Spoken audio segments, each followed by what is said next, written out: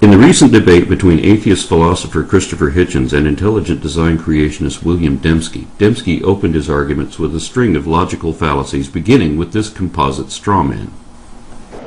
Is atheism demands a materialistic form of evolution, and there's only one going theory of it, namely Darwinism. The alternative, which places us here as the result of design, is for him a non-starter. It's unthinkable. Of course, atheism doesn't demand anything. We have neither the need to believe nor the required defensive belief that religion does. Nor does atheism necessarily dismiss design. But scientists cannot honestly assert that which has never been indicated, and atheism only says that theists haven't justified the assertions that they make. Dembski also lied about what he called Darwinism and also about the definition of evolution. At one point he says, evolutionary ideas go back a long way. They don't take precisely the form of Darwinism, but if you are an atheist, that's really the only game in town. Matter, the natural world, has to organize itself.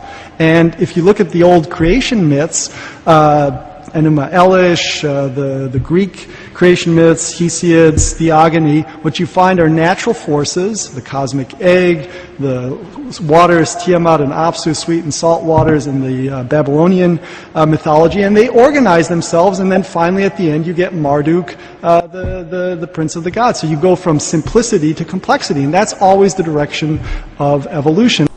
This is another bald-faced lie, a whole bunch of lies rolled into one, in fact. Let me show you why. First of all, the Genesis fables go from simple to complex, yet obviously don't qualify as evolution, so Dembski's analogy is already absurd. But it gets worse than that when you read the other creation myths he mentioned, because they start out complex and actually simplify from there, opposite of what he said. It is true that anything which can be changed or revised can be improved and thus become more complex, not that increased complexity is necessary for evolution. But we know that mythologies have been retold many times over with subtle embellishments occasionally added, so these old stories have evolved in a sense, but not in the way that Dembski wants us to realize.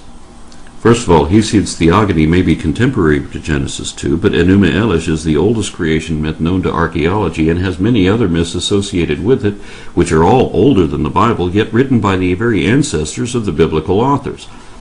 All these myths anthropomorphize natural events. Theogony gave human personalities to the earth and sky, while Enuma Elish declares a river to be the masculine lover of a feminine sea. Likewise, the Bible's book of Proverbs personifies wisdom as though she were a goddess. This is how most gods were created. But now let's look at what these stories actually say. In the Greek creation myth, we see that the same prophecy is shared at the birth of Zeus as with Moses and Jesus, that the child shall overrule the current lord if not killed in infancy. The men of the earth were also cursed by the God of gods for their discovery of forbidden knowledge. Whether it is the acquisition of fire or the release of evil from Pandora's box, there are parallels to Genesis 2. But theogony shows parallels with the New Testament too, because the god Prometheus is crucified to atone for the sin of man. Enuma Elish describes the creation in 6 generations of gods recorded on 7 tablets. The 6th divine generation included Marduk, who created men to complete their work so that future generations, beginning with the 7th, could rest. Even the method of creation is similar to Yahweh's creation of Eve in Genesis 2. The creation of the first men and women in Genesis 1 is paralleled by another pre-biblical myth, the Epic of Atrahasis, wherein clay figurines are washed in the blood of a god who was sacrificed that they might come to life. All of these evidently inspired the familiar revisions which are eventually compiled into the Bible. None of them are remotely evolutionary or materialist, and all of them are quite the opposite of everything Dembski said they were. A professor of philosophy with degrees in both theology and psychology has no excuse for an error of this magnitude, especially when... My dad was a biologist. He taught evolutionary biology. When Hitchens took the floor again, he accurately observed that Western monotheism has always been initially hostile to significant revelations of science until these became so humiliatingly obvious that even those in the business of denying reality were forced to accept them.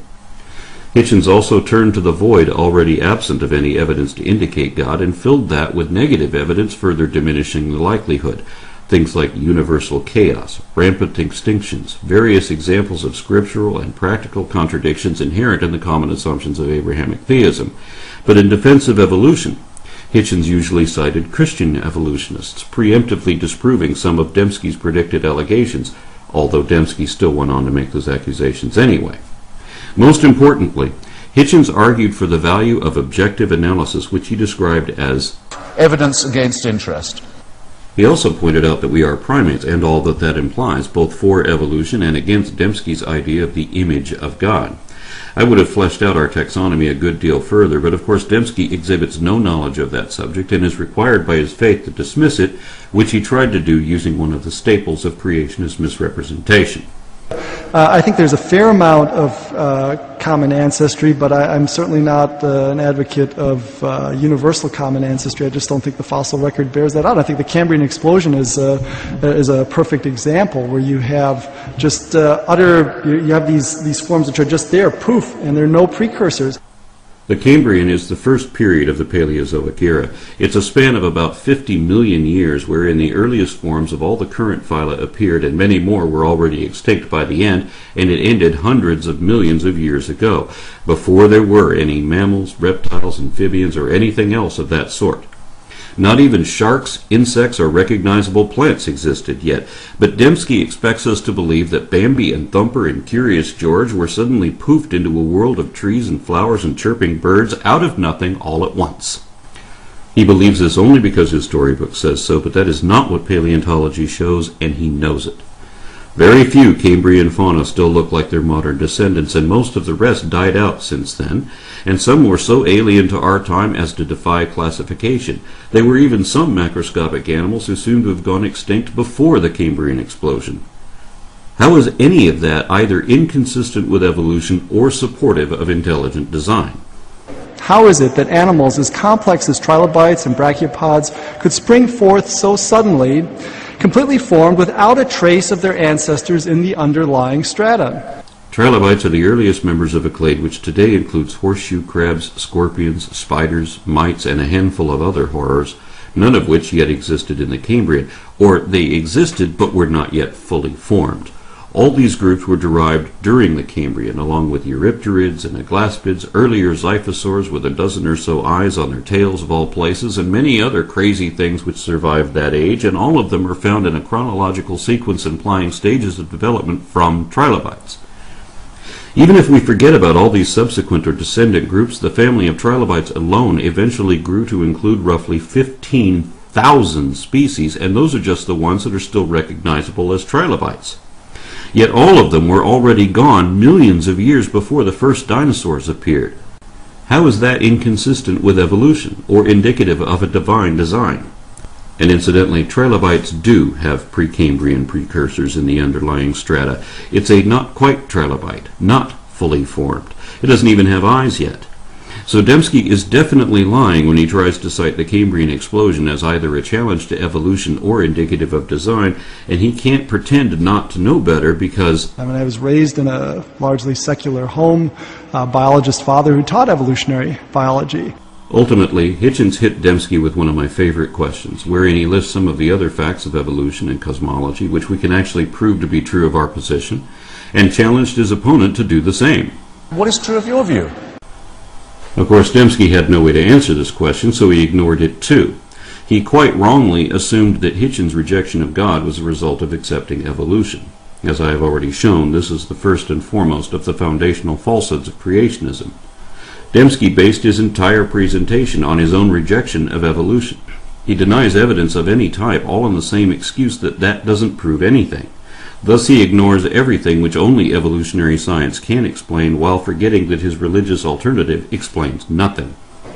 Note that the full positive case for God's existence can and should be fleshed out. Typically, such a case flows from critical reflection on the big questions of life. Why is there something rather than nothing? Where did we come from? Where are we going? Why should we take morality seriously? Why is the world comprehensible to our minds? Why does mathematics, presumably a human invention, have such a precise purchase on physical reality? Each of these questions can, in my view, be answered better within a theistic than an atheistic worldview. But of course, religion doesn't answer any of these questions with any measurable degree of accuracy like only science can, and in my view, cosmology and evolution do a better job of that in each of the cases he mentioned. Dembski claimed to have ample evidence of his intelligent design alternative, but failed to list any of it. He seems to think that complaints about evolution, misunderstood and misrepresented, could somehow count as evidence of miraculous creation. He criticized Hitchens' skepticism, but gave no explanation why the audience should assume the same conclusions that Dembski does, nor could he, since he admitted in the debate that his own conversion was based on emotion rather than evidence. And without presenting any evidence at all, Dembski said that his argument had somehow already established the existence of God. But all he did was assume God, and assume that everyone else assumed the same thing, without reason, since he had none to give. Neither did he refute any of the points Hitchens actually made, either on stage or in his book, yet he claimed to have just done so while we were watching. I've watched the video again a couple more times since then, and no, he didn't. Less than halfway into his opening comments, an obviously delusional Dembski has evoked at least a half a dozen logical fallacies and lied no less than 9 times so far, but hasn't yet presented any sort of case and was already claiming victory. I know what you're all thinking. Since the evidence for evolution is so underwhelming, and since Hitchens has hitched his wagon to evolution, shouldn't he now be ready to abandon evolution and consider the existence of God? The one thing Dembski did make clear, albeit unwittingly, was that his position was based on circular arguments and assumed conclusions, left unquestioned. Because even if his critiques were all correct, they still wouldn't imply a divine designer, and whenever we do not yet know the real explanation, we cannot simply throw up our hands and say that it happened by magic. But this is what Dembski expects us to do. His argument depends on an absurd, false dichotomy, and it only deteriorated from there. Hitchens started off very slowly, but picked up steam as things progressed. I feel suddenly combative and engaged. While Dembski seemed increasingly weak, confused, even discouraged with how indefensible his seemingly unexamined belief obviously is. Soon he added equivocation to his list of logical fallacies already in play, and ultimately tried to project his own faults onto an opponent who will not share them. Hitchens exhibits a very selective concern for truth. What seems to matter most to him is not whether a claim is true, but whether it makes a good stick to beat religion. Change the last word of this lie, and Dembski is describing himself.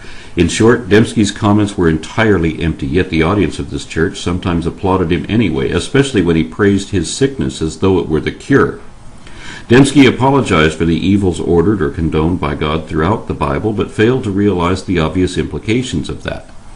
In the end, he even lamented the fact that the Bible was written the way it was, and admitted that he only accepted the whole of his dogma as a package deal. In summary, Dembski seemed to ignore every point that Hitchens had made, and made no points of his own which Hitchens did not adequately address. Dembski wasn't prepared to debate the man, but apparently only wanted to critique his book. I mean, what poisons everything? Is it religion? I would say, get a mirror and look at it. We all poison everything. That's right, Bill. And as someone with your education should know, religion is a human construct and is thus poisoned. So you're critiquing the wrong book. This one is full of poison, and is so obvious about it that it threatens anyone who realizes that with a fate worse than death.